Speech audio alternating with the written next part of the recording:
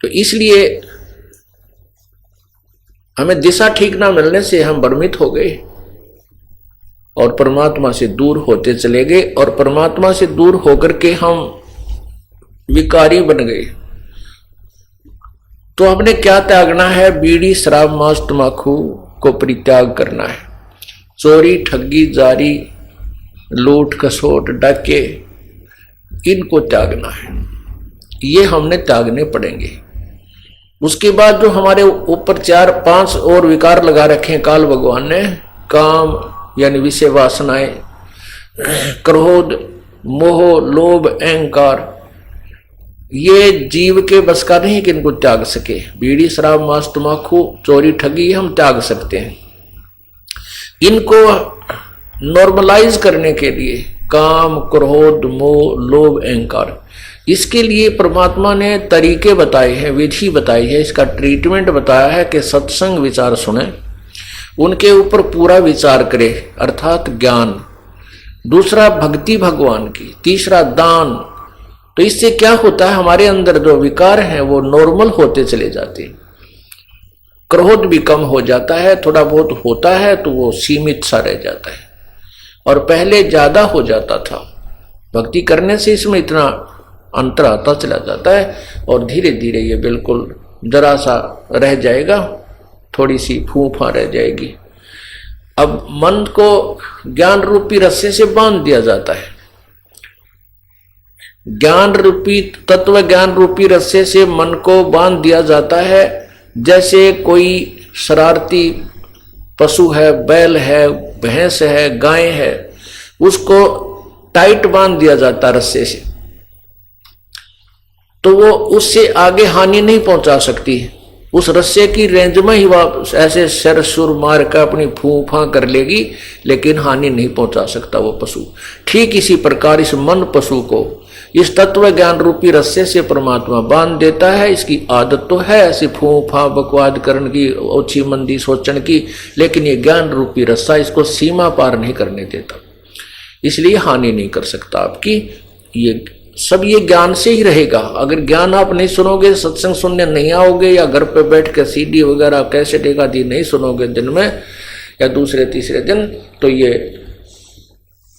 मन जो है फिर भारी हो जाएगा, हैवी हो जाएगा आत्मा के ऊपर। आत्मा की खुराक है भगवान की चर्चा, मन की खुराक है संसारिक बातों में लीन रहना, बकवादें करना, रागनी सुनना, किसी की निंदा सुनना, और पर कई प्रकार की किसी प्रकार की चटपटी बातें शुरू कर दे, बड़ा प्रसन्न होकर सुनता है। और भगवान की जो कथा है वो केवल आत्मा को अच्छी लगती है।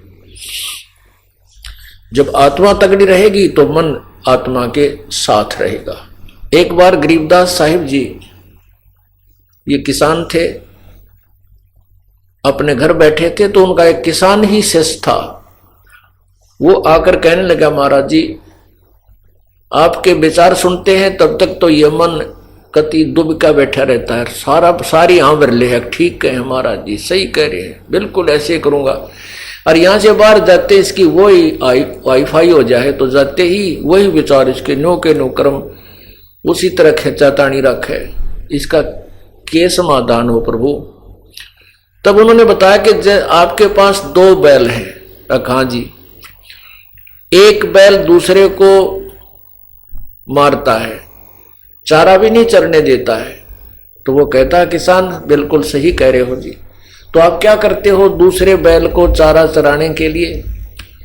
तो कहता जी जैसे खेत में हम ले जाते हैं, एक टोकरे में इकट्ठा ही चारा चराना होता है, तो मैं डंडा लेकर बैठ जाता हूं और या उसको करड़ा बांध देता हूं टाइट, जो फूफा गणी करे दूसरे को खाने नहीं देता, तो उसको इतना टाइट बांध देता हूं उसका मुंह उस टोकरे तक पहुंचता है और दूसरा आराम से खा लेता है।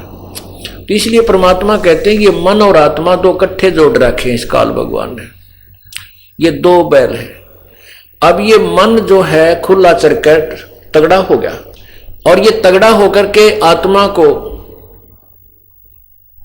डराता रहता है, और आत्मा इससे दबकी बैठी है। अब तो आत्मा की खुराक बढ़ा दे।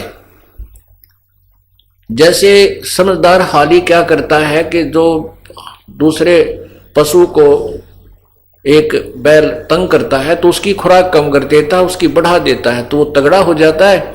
उस शरीफ ने तो मारना ही नहीं उसको, शरीफ बैल है वो नहीं मारता कभी दूसरे को। वो तगड़ा जब हो जाता है तो वो दूसरा कमजोर हो जाता है, तो उसकी आप ही मतना पड़ती उस तगड़े की तरफ, सींग सांग पहनाने की।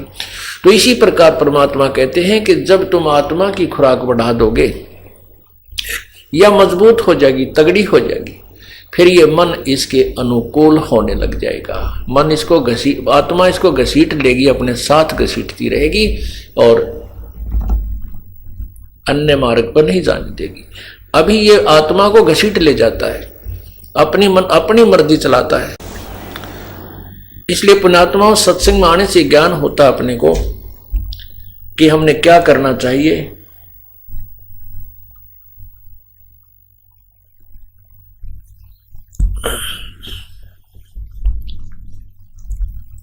और जो धारणा हमने बना रखी है कि केवल बना रखी थी कि